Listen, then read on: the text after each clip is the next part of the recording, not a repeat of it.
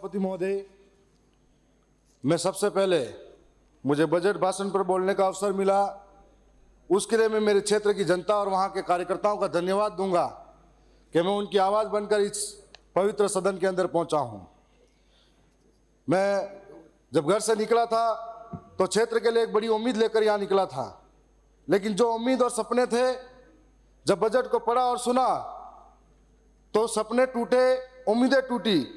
वादों की चादर तान के सोई है सरकार, हकीकत में जनता रोई है बेकरार। अपनी गहरी असंतोष व्यक्त करता हूं।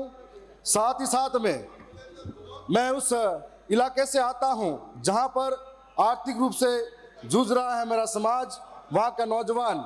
तो मैं आर्थिक रूप से जूझ रहे उस नौजवान की पीड़ा को आपके सामने रखता हूं। मेरे इलाके के अंदर शिक्षा व्यवस्था बेहतर तरीके से नहीं है, कॉलेजों की व्यवस्था नहीं है। इस हेतु मैं आपसे सीधे सीधे शब्दों में सरकार से उम्मीद करता हूं कि हमारे इलाके के अंदर दरियावद में कन्या महाविद्यालय और जो महाविद्यालय भी है उसको पीजी में करा जाए, उसकी सीटें बढ़ाई जाए, ताकि हमारे नौजवान जो हैं पढ़ाई लिखाई कर रहे हैं उनको इधर से उधर महंगी फीस और समय पे छात्रवृत्ति नहीं आने के कारण उनको अहमदाबाद बम्बई में मजदूरी करनी पड़ती है, फीस जुटाने के लिए प्राइवेट कॉलेजों का चक्कर काटना पड़ता है। साथ साथ में मैं जलारा के अंदर महाविद्यालय की भी मांग करता हूं, दरियावद में कृषि महाविद्यालय और नर्सिंग कॉलेज की भी मांग करता हूं। मैं उम्मीद करता हूं कि इस बार जो परिवर्तित बजट आएगा इसमें सरकार जरूर इस बात को पूरा करेगी।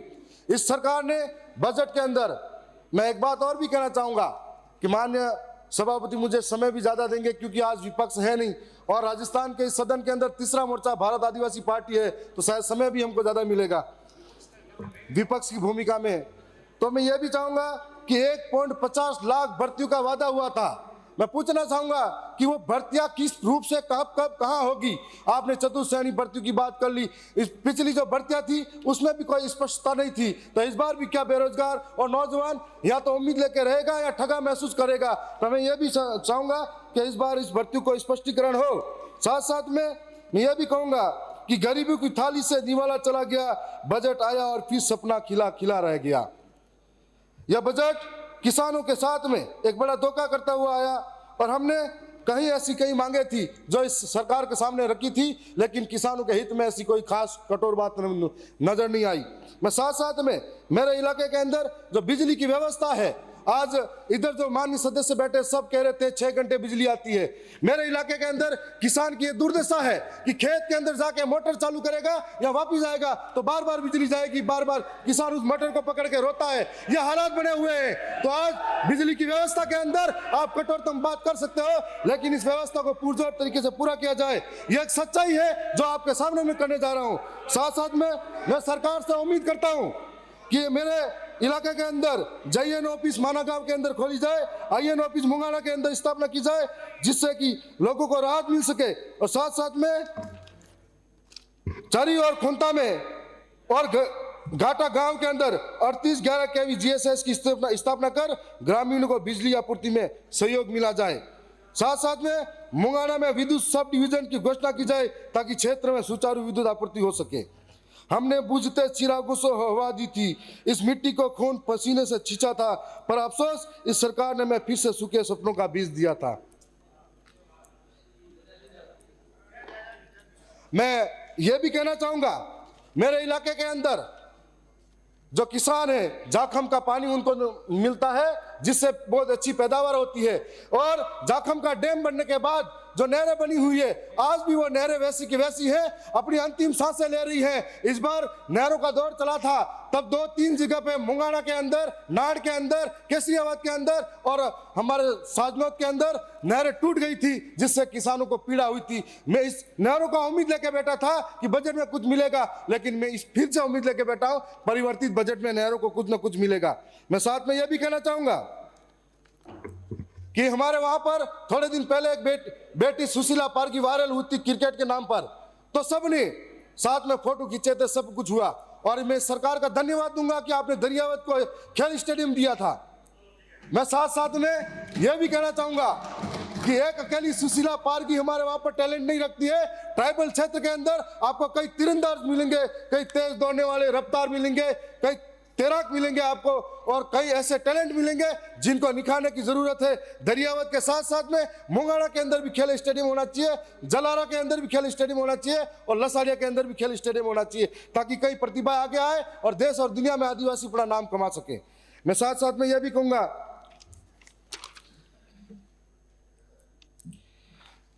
आपने 65 करोड़ की सड़कें हमारे दरियावत विधानसभा में इस बार बजट घोषणा में दी है।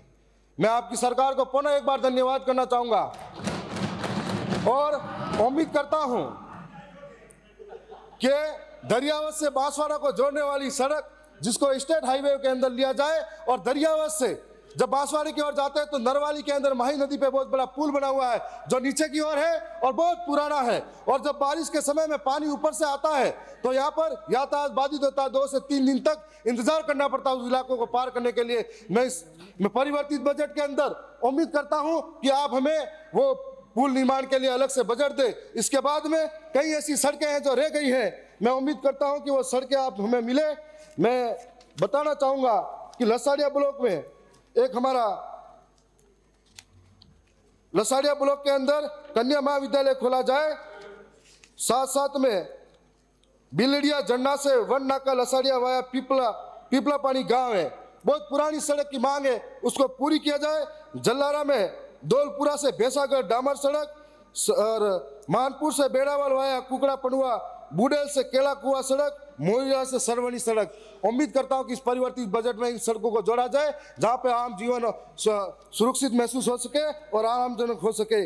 साथ साथ में यह भी कहूंगा कि मेरे इलाके के अंदर आज हम सब चाहते हैं कि आदिवासी पढ़े लिखे आगे बढ़े, लेकिन पूरे ट्राइबल क्षेत्र के अंदर 80% व्याख्याताओं के पद खाली पड़े हुए हैं और स्कूलों की हालत देखी थी मैंने। हर एक विद्यालय के अंदर नवीनीकरण और जर्जर हो रहे हैं, तो उनको नवीनीकरण की आवश्यकता है। इस बार स्पष्ट करें कि आप विद्यालय के लिए, शिक्षा के लिए कितना बजट उस इलाकों को देना चाहेंगे। मैं यह भी कहना चाहूंगा कि जब 80% व्याख्याताओं के पद खाली है, वरिष्ठ अध्यापकों के पद खाली है और हर एक विद्यालय के अंदर भवन की आवश्यकता है, तो कैसे शिक्षा में आदिवासी आगे आएगा। मैं उम्मीद करता हूं कि यह सरकार शिक्षा के क्षेत्र में बजट देगी, व्याख्याताओं की पूर्ति करेगी। और साथ साथ में एक और बात कहना चाहूंगा, जो शिक्षकों की पीड़ा है वह सदन में आपके बीच में रखना चाह रहा हूं। 3rd ग्रेड शिक्षक के ट्रांसफर की पीड़ा है, जो मैं उम्मीद करता हूं कि सरकार आगे कोई नीति, ठोस नीति लाकर 3rd ग्रेड शिक्षकों को ट्रांसफर करेंगे ताकि उससे राहत मिल सके। मैं एक बात और भी कहना चाहूंगा कि जब दुनिया चांद पे पहुंच रही है, जिनके हौसले बुलंद है वो चांद तक जा पहुंचे हैं, पर जिनके गांव में टावर नहीं है वो अभी भी पत्थर के युग में जी रहे हैं।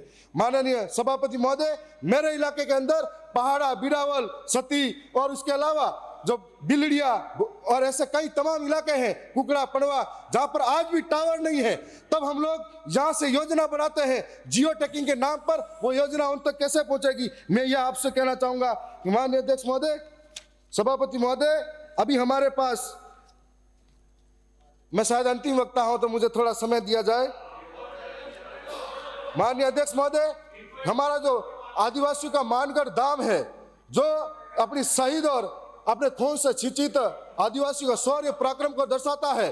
हमारे वहां के आदिवासियों की वर्षों से मांग थी कि मानगढ़ धाम को राष्ट्रीय स्मारक घोषित किया जाए ताकि वहां के शहीदों को एक सम्मान मिल सके। और मानगढ़ धाम पर जलियांवाला बाग से भी भयंकर घटना घटी थी, जहां पर यदि शहीद स्मारक को राष्ट्रीय शहीद स्मारक घोषित किया जाता है तो वहां पर आदिवासियों के लिए बहुत बड़ा सम्मान होगा। मैं उम्मीद करता हूं कि ये काम होगा। मैं एक छोटा सा और निवेदन करना चाहूंगा। मैं गांव के अंदर सबसे निचले स्तर के जो लोग हैं, इस विद्यालय के अंदर खाना बनाते ही माता बहनें, जो आंगनवाड़ी में खाना बनाती माता बहनें, हमारी तनख्वाह जितनी फोन के लिए यहाँ पर हमको पेमेंट मिलता है उतना बजट उनको मिलता है। महंगाई के जमाने में तेल, लोड़, मरस कैसे खरीदे। मैं उम्मीद करता हूँ कि आप उनका बजट बढ़ाया जाए और साथ साथ में नरेगा के अंदर 200 दिन किया जाए ताकि उनको रोजगार मिल सके। साथ साथ में उनकी तनख्वाह नरेगा के अंदर 500 रुपये की जाए ताकि उनको संबल प्रदान हो। नरेगा के मेटों को आप परमानेंट तनख्वाह दी जाए। साथ साथ में मैं यह भी कहना चाहूंगा कि उनकी आंखों की स्क्रीनिंग होती है। अब जब कोई मेट जेठजी है तो उसके जो बहू है वो आके आंखों को कैसे आगे दिखा सकती है, और जबकि मजदूर के आंखों की स्क्रीनिंग, हमारे भी आंखों की स्क्रीनिंग होनी चाहिए, हमारे साथ में हर विभाग की स्क्रीनिंग होनी चाहिए। तो एक नरेगा के मजदूर के साथ में ऐसा भेदभाव क्यों।